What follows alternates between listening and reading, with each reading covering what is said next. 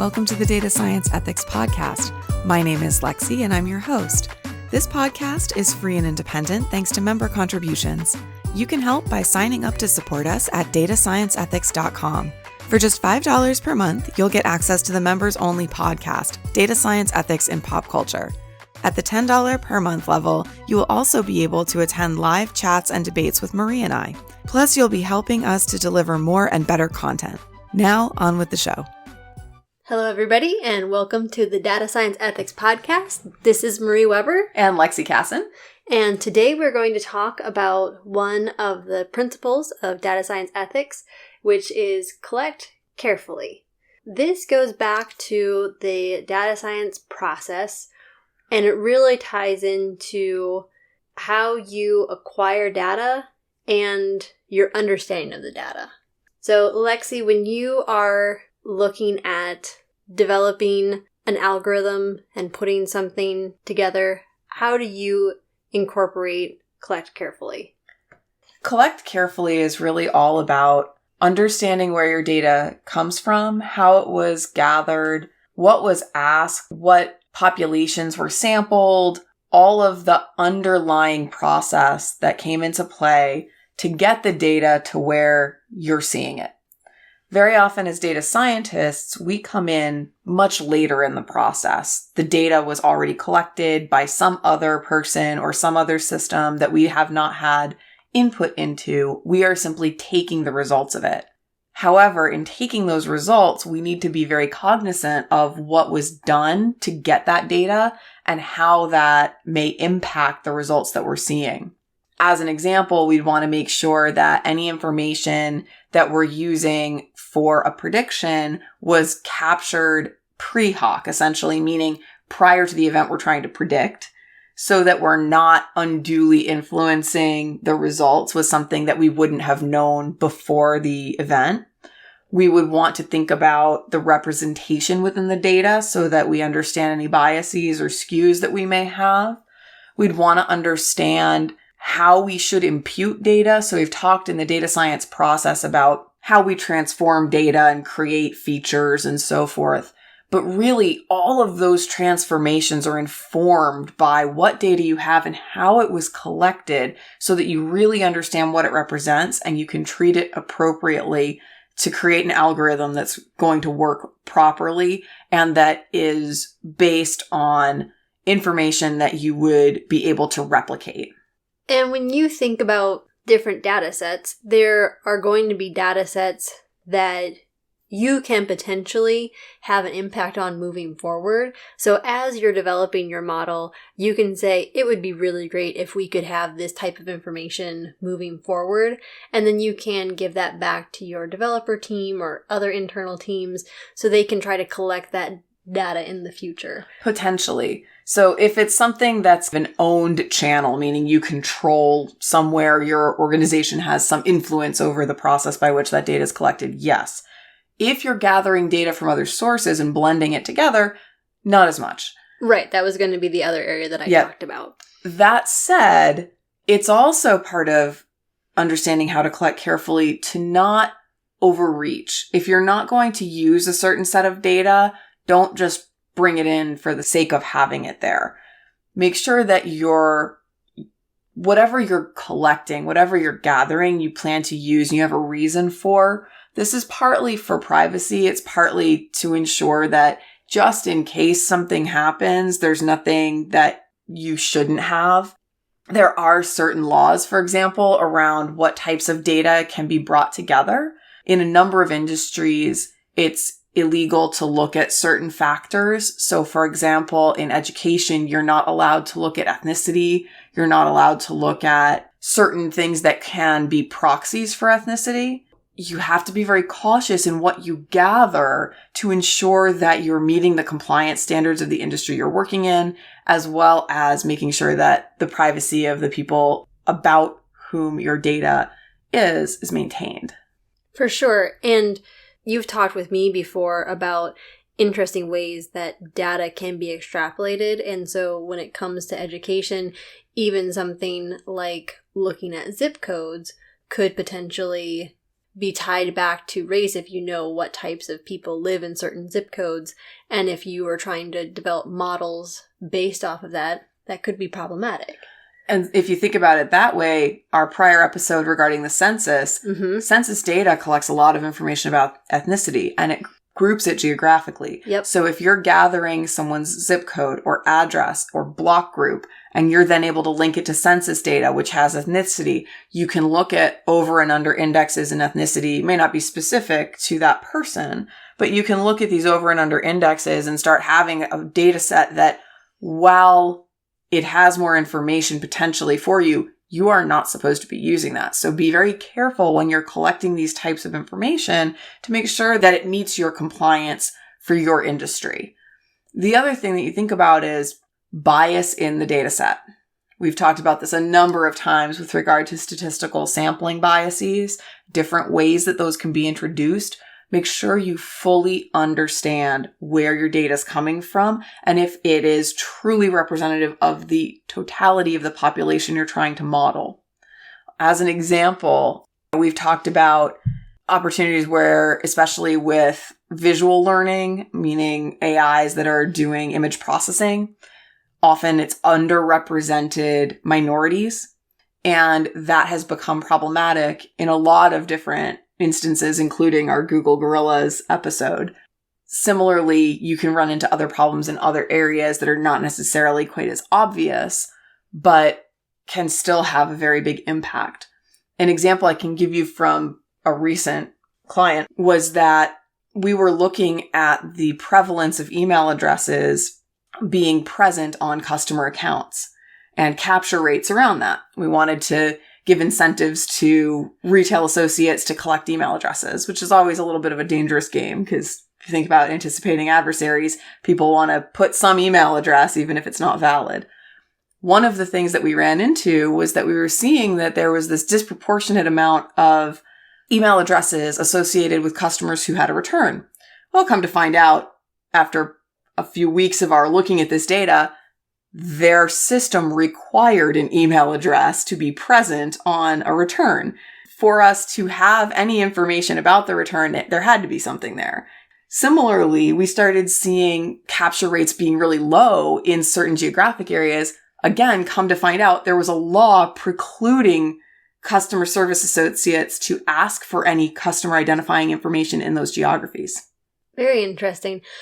Going back to what you were saying about the process that was set up requiring an email address, and really in that case, forcing that field to be completed with what it sounds like higher than average, irregular, or non-actionable information, means that you then are pushing work to another group that needs to clean it up.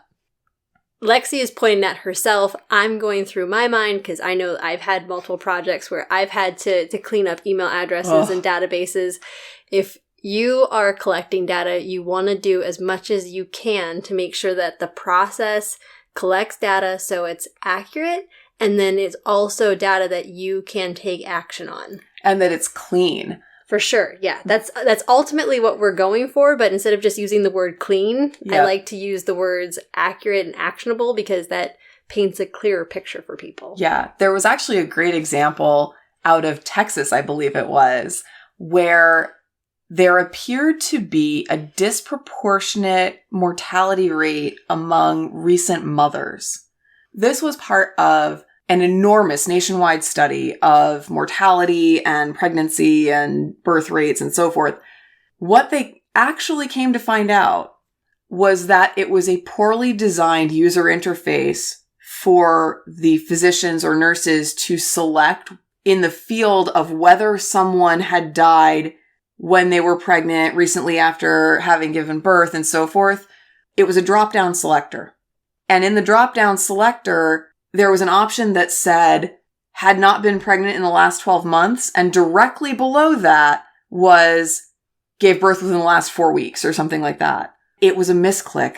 And there were so many misclicks that it caused what appeared to be a spike in maternal mortality in the state. And on the flip side, there might be times where gathering the data through an electronic interface is preferred because you can control that experience more than if maybe you're doing it via survey or you're doing it by a panel. So, Lex, I know you had some examples on this as well. Sure. Survey design and really any sort of first-party research, market research, is a very big field of study. It's a fascinating field. If you're interested in this, I highly encourage you to look into it. How you phrase questions, how you frame questions, where you pose questions to a respondent can make a world of difference. So we've talked about some of the sampling biases. Early on, we had an episode on different statistical sampling biases that can be introduced when you ask for people to respond or when you require responses and so forth. In survey design and in survey processing, you often do things like remove straight line answers. So if somebody just answers 10 out of 10 all the way down, take them out. It's probably not real.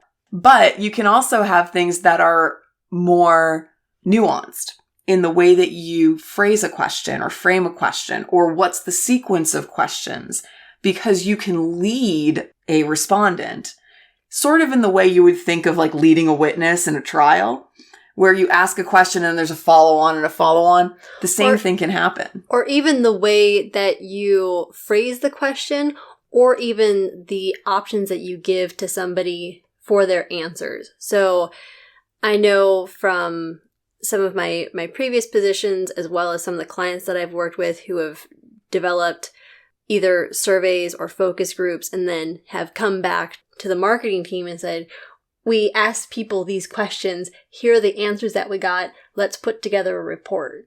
And when we actually broke down all the information and we really said, can we say that this question tells us that our method is 60% more effective? It was very hard to do because of how the question was phrased. Mm-hmm. And so it's also really helpful when you're doing survey design and when you're talking about the types of data that you want to collect, to think about how you are going to be using it, or talk with the data scientists that you are going to be collaborating with and ask them how they would want to incorporate this into their models, so you can make sure that you're asking a question that they'll actually be able to utilize. Mm-hmm. There's a ton that goes into that. It's the phrasing of the question based on who the respondents are. So, for example, some populations might view a given question differently than other populations. And so understanding how to phrase the question so that everyone responds to the same intended question, if that makes sense, is very tricky at times. Also, making sure that you ask succinct questions, that you don't have multi-part questions, like, do you believe in this or this?